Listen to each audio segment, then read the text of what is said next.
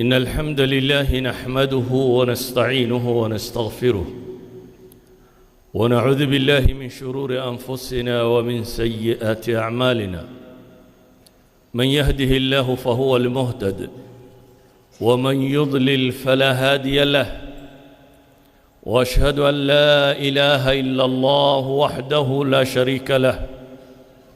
وأشهد أن محمدًا عبده ورسوله. يا أيها الذين آمنوا اتقوا الله حق تقاته ولا تموتن إلا وأنتم مسلمون. يا أيها الناس اتقوا ربكم الذي خلقكم من نفس واحدة وخلق منها زوجها وبث منهما رجالا كثيرا ونساء، واتقوا الله الذي تساءلون به والأرحام إن الله كان عليكم رقيبا. يا أيها الذين آمنوا اتقوا الله وقولوا قولا سديدا يصلح لكم أعمالكم ويغفر لكم ذنوبكم، ومن يطع الله ورسوله فقد فاز فوزا عظيما. أما بعد، فإن أصدق الحديث كتاب الله، وخير الهدي هدي محمد صلى الله عليه وسلم، شر الأمور محدثاتها، وكل محدثة بدعة، وكل بدعة ضلالة. أيها الأحبة، قال تعالى في محكم تنزيله: وجاء من أقصى المدينة رجل يسعى قال يا قوم اتبعوا المرسلين، اتبعوا من لا يسألكم أجرا وهم مهتدون. أيها الأحبة، آيات كائن أخرني من سورة ياسين، وقصة كمذا قصص كربي وقرآنك كجور رميه. إلهي سبحانه وتعالى وحو كورميا مقالو لو صدري لبا الرسول oo beenisay oo rasuul saddexaad la soo diray oo beenisay. waa magaalo saddex rasuul yimaadeen oo saddexdii rasuulba la beeniyey. rabbi subxaanahu wa tacaala wuxuu ka warramayaa markaasi nin mu'mina oon isagu rasuul ahayn oo aan joogin meesha la isku hayo, laakiin ilaahay subxaanahu wa tacaala qisadiisa uu ka yeelay qur'aanun yutlaa ilaa yowmi alqiyaama, qur'aan la akhriyo ilaa iyo maalinta qiyaamaha. waxaad qiyaastaa qof bini aadamah oo siiqa nakira ilaahay uu soo arooriyey, rajul baa ilaahay ku tilmaamay, laa shaara walaa sifa. wax kale oo la raaciyey ma jiro, wax taytale ma wato. ilaahay intuu rajul ku tilmaamay weliba siiqa nakira u soo aroortay ayaa rabbi subxaanahu wa tacaala min fawqi sabci samaawaat ka soo waxyooday ninkaasi qisadiisa. ilaahay wuxuu leeyahy: wajaa'a min aqsa almadiinati rajulun yascaa. waxaa ka yimi magaalada halka u dambaysa, qof goobta joogay ma ahayn, min aqsa almadiina buu ka yimi baa ilaahay ku sifaynaya. waxaa kaloo ilaahay ku sifeeyey inuu rajul yahay. dadka badh waxay isku mashquuliyaan magaciisa iyo magaaladu jooga iyo waxaas muhim maaha. hadday muhim yihiin rabbaa ka warrami lahaa. qur-aanka qisaskiisu uma qoro sida qisaska bini aadamka loo qoro. qisaska bini aadamka waxaa loo qoraa in la horraysiiyo magacyada meesha uu qofku joogay, magaaladuu joogay, wakhtigu ahaa. qur-aanku inta badan sidaa uma warramo. qur-aanku wuxuu tilmaamaa mowdic alcibra, meesha ay ku jirto qisada danta laga leeyahay. saa awgeed ilaahay ninkan magaciisa ma sheegin, madiinadu tay tahay ma sheegin. waxaa la yidhi ninkani wuxuu ka yimi min aqsa almadiina, magaalada xagga u dambaysa, meel fog. weliba waxaa laynoo sheegay sifada uu ku yimi, rajulun yascaa baa ilaahay yidhi. ninkaasoo rooraya, ordaya. naskan qur-aankii wuxuu tilmaamayaa qofkan muslimka ay mas-uuliyadda weyse saaray ismuu odhanin war saddex rasuul baa la beeniyey adigu maxaad sheegaysaa ilaahay qisada wuxuu ku tilmaamayaa saddex rasuul inay magaalada joogaan idinka wax laga yaabaa inaad istidhaahdaan laba wadaad ama saddex wadaad baa joogay adigu maxaad sheegaysaa ilaahayna wuxuu tilmaamayaa meel saddex rasuul joogto oo saddexda rasuulba la beeniyey muu quusaninoo ismuu odhan oo rasuulba la aqbali waayo adiga maxaa lagaa yeelayaa ee wuxuu dareemay mas-uuliyati dacwa diintan in mas-uuliyadi ka saaran tahay wuxuu dareemay dadka quluubtoodu inay biyadillaahi ku jirto quluubta bini aadamku waa biyadillaah subxaanahu wa tacaala falsafo badan iyo wax badan uma baahna cidda alla hanuuninayaa kalimaad yaroo kooban bay ku hanuuntaa sidaa awgeed buu ninkani yimi isagoo leh ittabicu lmursaliin doorku qaadanaya waa intaa un waa rususha raaca qisada waxyaabahay tilmaamayso waxaa ka mid ah mas-uuliyadda qof kasta oo muslima diintiisa ka saaran dadkii muslimiintii hore bimujarad intimaa'ihim ila addiin kaanuu ducaatan lilaahi subxaanahu wa tacaala markay islaamaane laa ilaaha ila allah muxammadun rasuulullah yidhaahdaan oo nebiyullaahi moxamed calayhi salaatu wasalaam maalin 2 casho 3 maalmood la joogaan kadib waxay qaadi jireen xilkaa inay tolkood diinta ugu yeedhaan cilmi badan uma baahna inaad dadka diinta ugu yeedho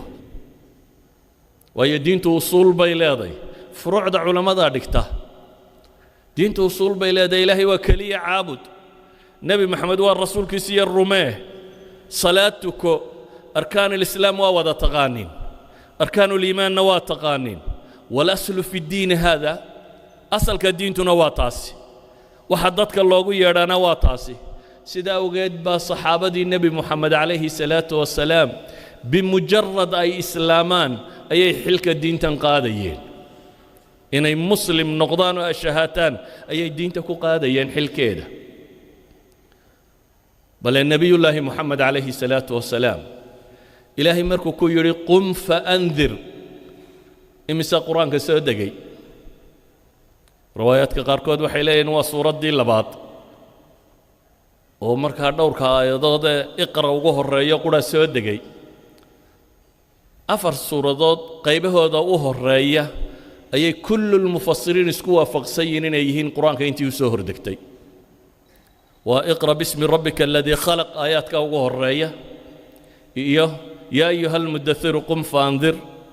yaa ayuha almuzammilu qum illeyla ilaa qaliila nuun waalqalami wamaa yasturuun 4 suuradood bay mufasiriintu kala horraysiiyaan ayan kaanad xataa haddaad tidhaahda 4 waa tii u dambaysay qur-aan imisaa soo degay intaasuu nebi maxamed calayhi salaatu wasalaam loo soo waxyooday laakiin waxaa la yidhi qum faandir kacoo dig idan dadka in loo digaa cilmi tiro badan uma baahna waxay u baahan tahay qofku inuu mas-uuliyaddaa qaado nebiyullaahi moxamed calayhi salaatu wasalaam markuu diinta dadka u sheegay abibakar sidiiq baa rumeeyey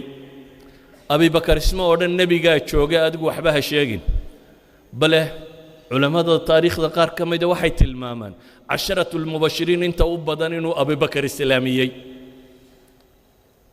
طalxa iyo abu cubayde iyo cuثmaan iyo raggaasi miisaanka abibakar bay ku qorayeen abibakar baa intuu islaamiyey nebiga u keenay calayhi salaatu wasalaam idan xilka diintu wuxuu saaran yahay qof kastoo muslima waxaanu ka saaran yahay diintan ilaahay inuu qaado oo dadka gaadhsiiyo nebiyullaahi moxamed waa aakhiru rasuul nebi ka dambeeye rasuul ka dambeeya lama soo dirayo isagaa ugu dambeeyey intuu nebi maxamed gaadhay dunida jaziira alcarabiya kama bixin nebigu calayhi salaatu wasalaam wamaca dalika ilaahay wuxuu leeyahay nadiiran lilcaalamiin wamaa arsalnaaka ilaa kaafatan linnaasi bashiiran wanadiira dadoo dhan baanu kuu soo diray oo haddii dadoo dhan loo soo diray isna aanu jasiiratulcarab ka bixin sidee bay ku dhacaysaa waxay ku dhacaysaa qof kasta oo mas-uulaba qof kasta oo muslima ayaa mas-uuliyaddaasi saarantay walidaalik markii xajkuu nebigu soo xajay calayhi salaatu wasalaam saxaabada uu la hadlayay wuxuu ku yidhi balliquu cannii walow aaya war dadka iga gaadhsiiya aayadna ha noqotee baa ilaahay ayuu nebigu leeyahy calayhi salaatu wasalaam balliquu cannii walow aaya qur'aan imisaa qaybsantiin ninka ugu yara faatixada qaybsani 7 aayadood buu hayaa qofka ugu yar haddaad daaci muslima tahay dad badan oo aanay faatixadu gaadhin baa idinla nool dad badan oo aanay faatixadu gaadhin baa idinla nool nebiyullaahi muxamedna calayhi salaatu wasalaam adaa wakiil ka ah haddii isaga la yidhi nadiirun lilcaalamiin baa tahay adigu ku soo gaadhsiiyo xilka ku saaray adna intaad gaadhaysa inaad gaadhsiisaabaa korkaaga saaran ayuha alaxibba laysma yidhaahdo armaa laga aqbali waayaa ninkani 3 rasuul baa la diiday ismuu odhanin war nimanka 3 rasuul diiday dee adigaba ku yeeli maayaan aduu meel 3 caalim oo muslimi rasuulka kaale 3 sheekh oo culamo ood ka dambaysaa meel nimay la hadleen ama qoom ay la hadleen oo ay diideen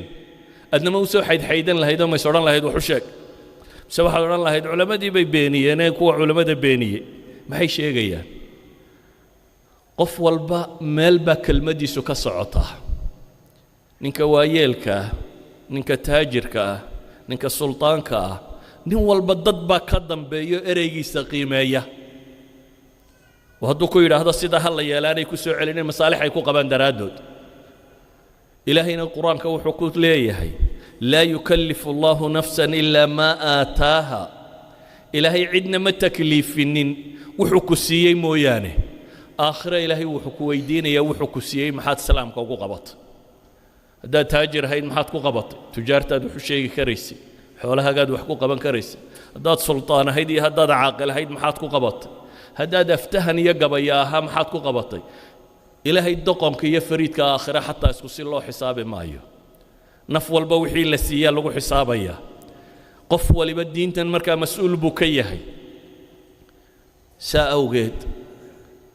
dhowr sababoodba waa inaad diinta u xambaartaa kow waa inaad u xambaartaa ilaahay xujadiisa inaad dadka ku ogto rusulan mubashiriina wamundiriin laa yakuuna linnaasi cala allahi xujatun bacda arusul dadka looma sheego oo qura iraaci maayaan iyay ku raacina xujada ku duloog waayo nebigu calayhi salaatu wasalaam wuxuu tilmaamaya qiyaamaha rusul iyo nebiyaa iman doona qiyaamaha nebi baa iman doona aan cidiba la socon mid baa iman doona qof la socdo mid baa iman doona laba la socdo hadda waa nebiyo ma dacwadoodu mafaashil bay ahayd maya qoom dhaga adag baa ku beegmay laakiin waajibkii ahaa aakhira inaanay cudurdaar helin buu ku oogay ilaahay subxaana wa tacaala wuxuu leeyay rususha iyo mundiriinta iyo waxaan uu soo diray lianlaa yakuuna cala inaanay helin aakhiro wax cudurdaara inaanay helin cudurdaarka adigaa lagaa rabaa inaad faydo shaqadaada maaha inay dadku ilaahay raacaan iyo inaanan raacin ilaahay baa taa ku shaqo leh adigu inaad bayaamiso caddaysid dadku inay ilaahay raacaan ba adiga dushaada saaran sidaa awgeed ayaa qoladii la yidhi lima taciduuna qowman ilaahu muhlikuhum maxaad u waaninaysaan duul ilaahay subxaana wa tacaala halaagayo nimankii sabtida ugaadhsaday ee la yidhi sabtida ha ugaadhsanina bulshadii 3 qaybood bay noqotay qayb ugaadhsatay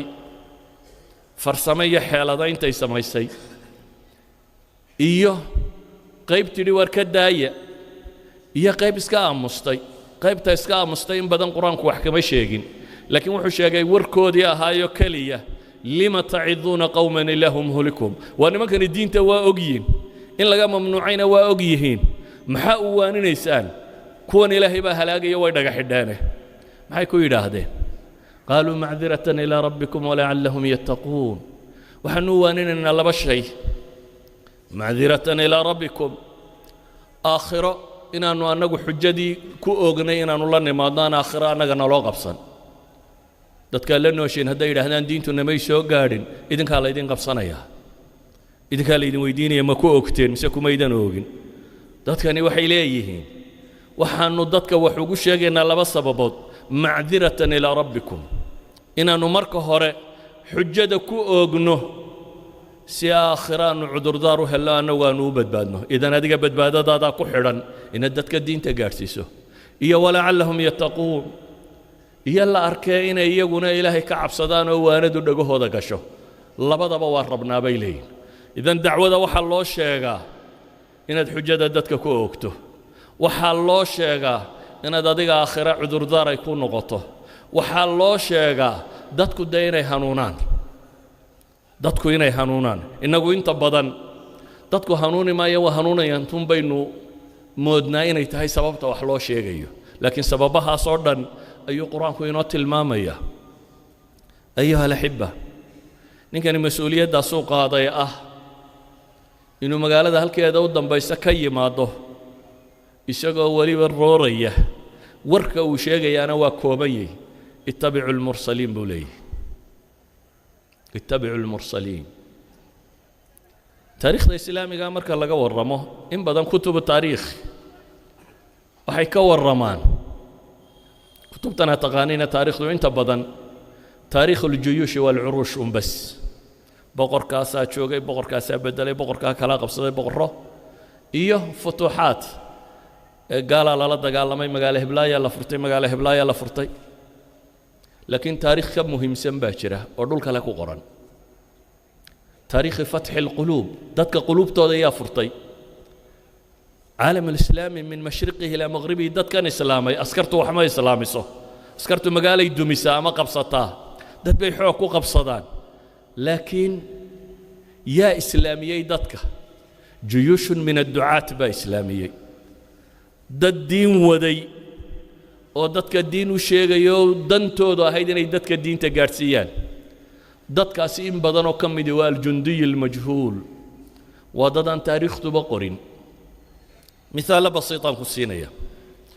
caalam alislaami niman tataar la yidhaahdaa jebiyey magool tataar bariga fog bay ka soo bilaabeen jayna agagaarkiisa dabeetana muslimka dowladihiisii oo dhan waa soo jebiyeen ilaa iyabay soo gaadheen falastiin markay marayeen dhexdeeda ayaa muslimiintii masar joogtay is-uruursatay oo jebisay muslimiinta masar zaxfigii unbay joojiyeen intii kaloo dhan caalamulislaami way haystaan wax ciidanoo xoreeyey miyaa maqasheen wax ciidanoo dambe oo caalamulislaami xoreeyey miyaa maqasheenoo muslimiini leedahay muslimka ciidankiisii inay zaxfigaa joojiyaan unbay ku joogsadeen bes yaa haddaa xoreeyey caalamulislaami ducaad baa xoraysay dadaan inta badan taariikhdu qorin baa xoreeyey dowladihii tataarkee meesha ka dhisnaa rag muslimiinta ka midunbaa diinu sheegay oo iyagii baa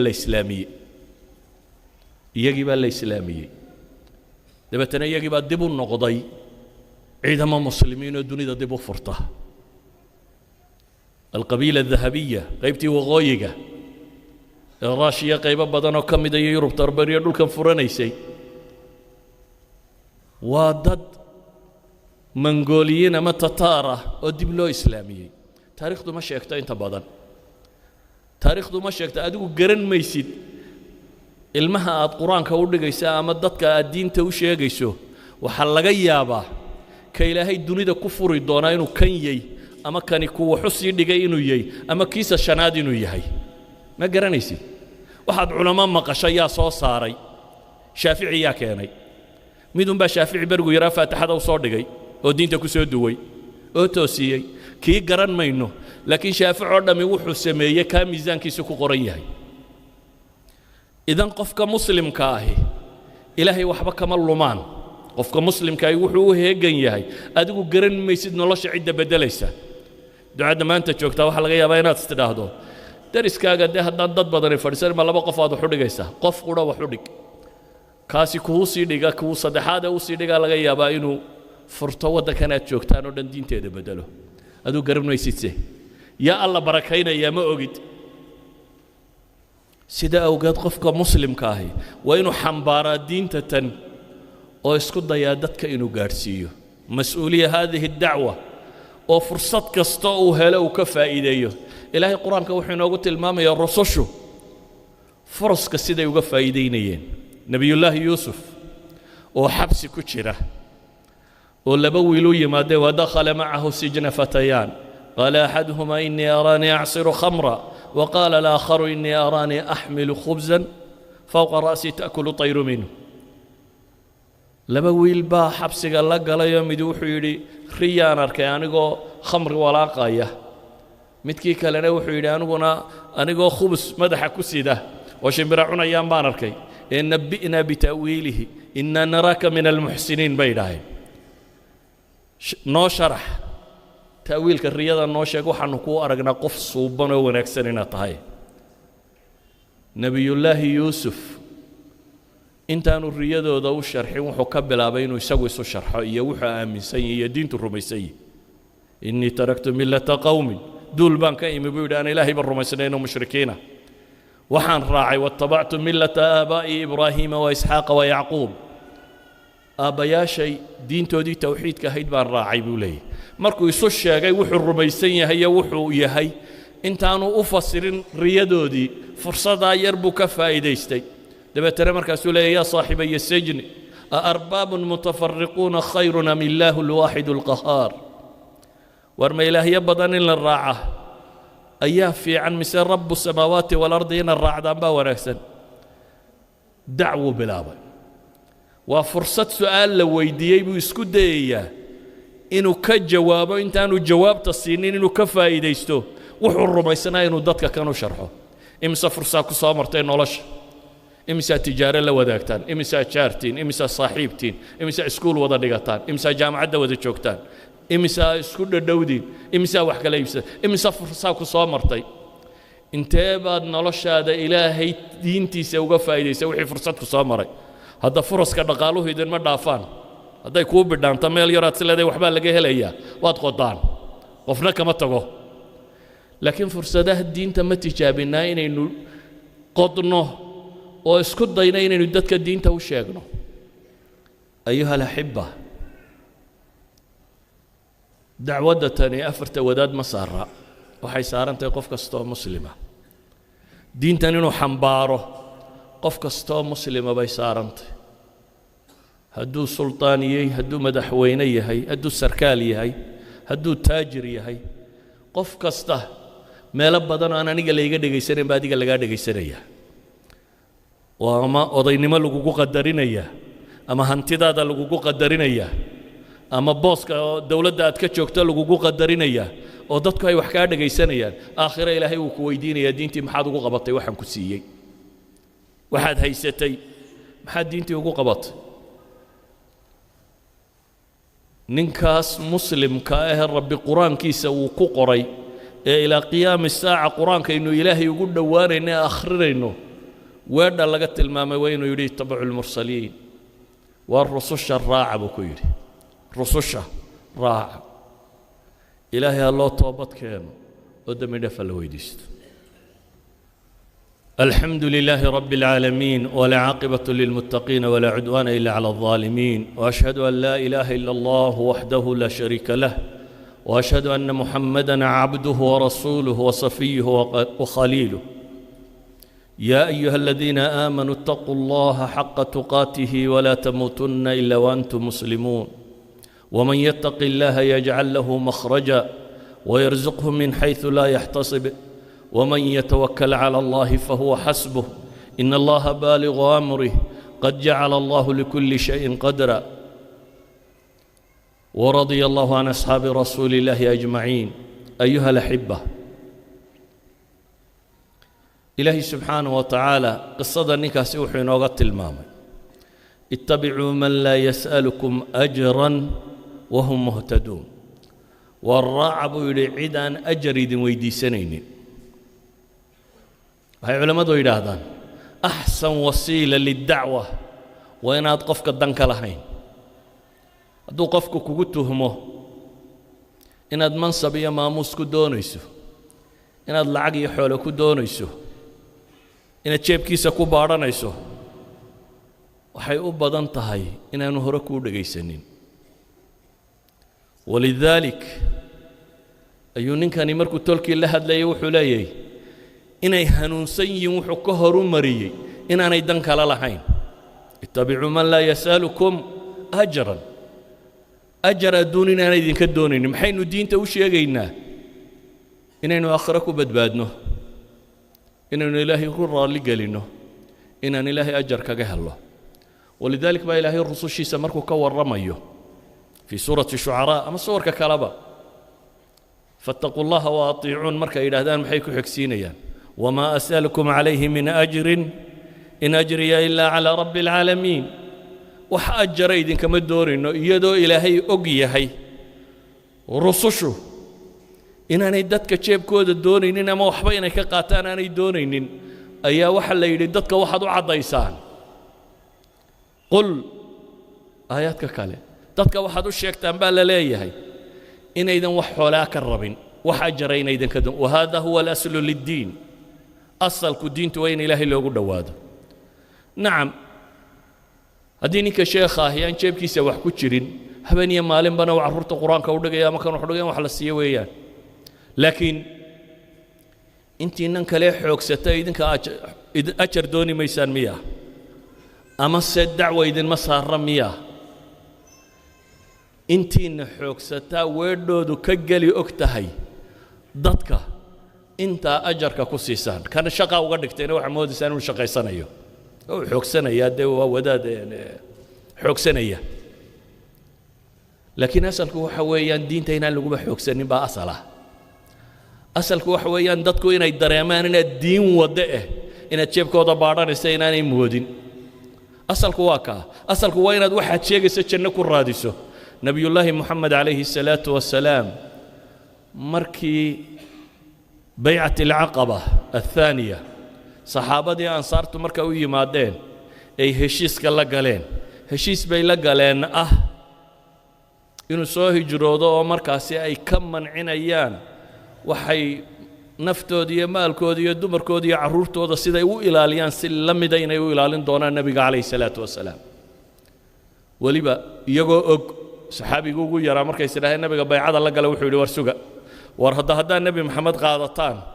carab oo dhammi meel qura idinka soo wada tooganaysaanoo waa laydinla diriiri doonaa waxay idhahdeen dhaaf wiilka yarow saasaannu nebiga heshiis kula gelaynaaye su-aal bay nebiga weydiiyeen calayhi salaatu wasalaam xadiidka xasankaa famaa lanaa bay yidhahdeen haddaannu ku difaacno oo diinta naf iyo maalba u hurro oo gaaloo dhan u babac dhigno maa lana maxaannu annagu leenahay nebi maxamed calayhi salaatu wasalaam kuma odhanin aniga dabadayba madaxweyneyaal noqonaysaan ama wasiirraa noqonaysaan iminka dadku waxayla qabo waxaad odhanaysaa dee maxaan leeyahay marka aadna waxoogaaba ku soo gaadhi doona meelay kaa soo gaadhaanba mantiqa bini aadamka ee caadigii waa kaa waxaa ila qabo maxaan leeyahay baa ku xigta saxaabadu waxay dhaheen famaa lana maxaanu leenahay nebigu calayhi salaatu wasalaam ma odhan dabadaybay ansaari wax maamulaysaa haniimadaa xoo idin burin doonaa xoolaan idin siin doonaa magacyo maamuus baa heli doontaan midna laguma odhan lakum uljanna buu nebigu ku yidhi calayhi salaatu wasalaam haddaad diinta u hiilisaan jannaa leediin asalku waa kaa markaa diinta qofkii maal gashada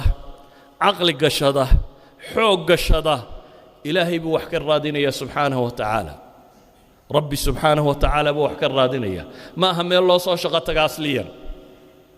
waa meel ilaahay lagula xoogsado waa meel ilaahay ajar lagaga raadiyo subxaanahu wa tacaala laakiin hadday noqoto waxoogaa lagu xoogsado wadaadkana loo arko in niman xoogsanaya diintu faafi mayso diintu waxay faafaysaa markaad dhammaantiin qaadaan markaad ku xisaabtanto mantiqa ah inaad ilaahay wax ka raadinayso marka aanaad odhanin qolaannu lacag siinaayo noo qaabilsan aad tidhaahdaa anigaa mas-uuliyaddu isaarantoo fulinaya anaa mas-uuliyaddu isaarantoo fulinaya marka aanaad odhanin haddaad shaqo soo yaro hesho waar bal qur-aanka idinku sii dhiga anigu waxoogaa baa meel halkeera ka helaya wadaadkii in yar isku duwaaba hadduu yidhaahdo sii wada waxoogaa lacagaa meel ka muuqatee dadminis lacagtaa inooga qiimo badan inaynu diin sheegno waxay ahayd inaad lacagta beerdarayso si aad diin u sheegto inaad tidhaahda ilaahay waxaan kula baacmushtaraynayaa wakhtigaasi saacaddaa inaan wax dhigo walow hal ilmana wax u dhig hal qofa hanuuni wakhti aad diin ku sheegto waayi maysid wakhti aad xilkaa qaaddo waayi maysid cid aad u sheegtana waayi maysid qof kasta cid ka diin yar baa joogta qof kastoo inaga mid ah cid ka diin yar baa joogta oo waxuu u kordhin karo intay doontaba ha leekaatee midaad tidhaahdo war khamriga iska daa iyo midaad tidhaahdo war salaada tuko midaad tidhaahdo war ilaahay ka cabso midaad tidhaahdo war gabadha si fiican u qab waa diin wuxuba idan qofka muslimkaahi wuxuu sheega ma waayo saawgeed ninkan ilaahay subxaanahu wa tacaala uu qur-aankiisa ku sheegay waxaa lagu sheegay inuu lahaa rasusha raaca rususha markuu ka hadlayana wuxuu yidhi ittabicuu man laa yas'alukum ajra war cidaan waxba idinka doonaynin inaa hanuuntaan uun rabtaa ittabicuu man laa yas'alukum ajran wahum muhtaduun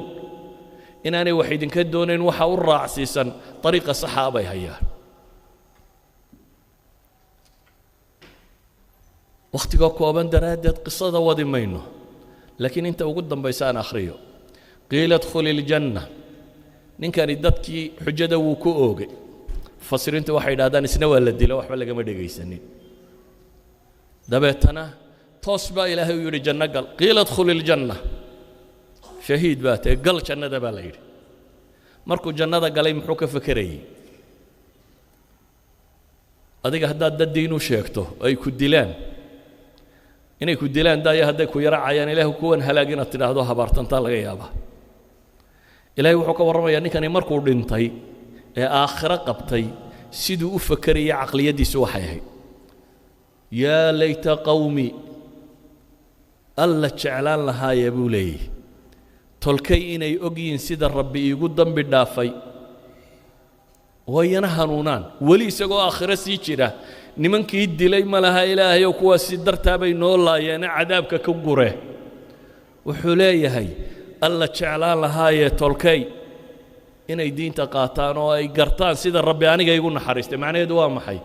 waxa weeyaan qofka muslimka ahi waa qof laabtiisu ballaadhantay waa qof colaadda ku yartay waa qof dadka khayrka la jecel waa qof jecel inuu wanaagu faafo waa qof aan cuqdad qabin ma intii rususha lagu yidhi in ka badan baa adiga lagugu odhanaya ilaahay rusushiisii baa qur-aanku wuxuu tilmaamayaa saaxir iyo kadaab iyo waxa inay ku sheegeen beenaalaad tay ama saaxir baad tay ama nebi maxamed calayhi salaatu wasalaam isagoo socdaa adeerkii daba socday ka warran adiga haddii adeerkaa ku daba galo oo meeshaad istaagtaba uu yidhaahdo yarkan anaa adeer u aha waa been wuxuu sheegaya waxba kama jiraan sara jooggaa naftu kaaga bixi lahayd baan u malaynayaa laakiin nebiyullaahi moxamed calayhi salaatu wasalaam isagoo abiilahab daba taagan yahay oo adeerkii ruma ah oo le kan yar annagaa isku reeree waxba sheegi maayo kamuu quusanina saasuu diin u sheegayay idan waa lay caayey iyo waa lay maagay iyo dadkani way dhaga adag yihiin dacwadu kuma joogsato qofka muslimka ahi waa inuu xilkaa qaadaa ah inuu dadka khayrka la jecel yahay inay hanuunaan inuu jecel yahay nebi moxamed baa loo yimi calayhi salaatu wasalaam oo qabiiladii daws lo odhan jiray ay diinta diidday maca odaygoodii ay ka diideen tufayl ibnu camar nin waayeela oo madax u ah oo gabyaaya oo aftahana oo laga dambeeyo waa la hadlo wuu marsiin waaye wuu soo noqdo wuxuu yidhi ilaahay rasuulkiisiiyo reer dows diintii diide aqbalina waaye ilaahay u bari kuwa inaan la halaago diintii diidee dabeetana nebigu gacmuhu kor u taago markaasaa la yidhi mar haddii nebi maxamed gacmaha kor u taagay reer dows maanta halaagsame allaahuma hdi dawsa waatinii bihim buu yidhi nebigu xadiidka bukhaari ilaahu reer dows hanuuni oo ii keen ilaahay reer dows waa hanuuniyo waa keenay dee abaa hurayra ka mid ahaa kuwii alla keenay abaa hurayra ka mid ah idan dadka haddaynu khayrka la jeclaano u dadaallo ku xisaabtami mayno iyaga caydooda iyo maagistooda iyo colaaddooda iyo waxay samaynayaan waxaas ilaahay baad ajar kaga helaysaa ku xisaabtami mayno ilaahay ninkaa wuxuu qur-aanka ugu sheegay baynu leenahay shaqadu qabtay daraaddeed hadda iyadoo aan la aqbalina la dilay ninkan dad badanoo hanuunay oo uu hanuuniyey qur-aankuma sheegin bal in la dilaa ka muuqata qur-aanka haddana mowqifku istaagay rabbi baa min fawqi sabci samaawaat intuu ka xusay kitaabka khaalidkaa ku qoray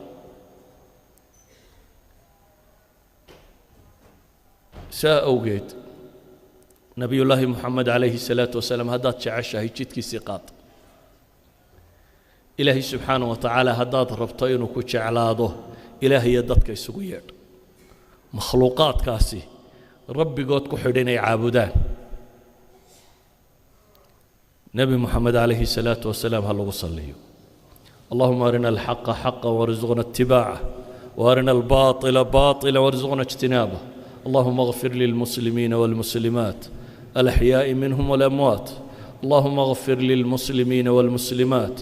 الأحياء منهم والأموات اللهم أعز الإسلام وأهله اللهم أعز الإسلام وأهله اللهم أعز الإسلام وأهله ربنا آتنا في الدنيا حسنة وفي الآخرة حسنة وقنا عذاب النار ربنا لا تزغ قلوبنا بعد إذ هديتنا وهب لنا من لدنك رحمة إنك أنت الوهاب وأقم الصلاة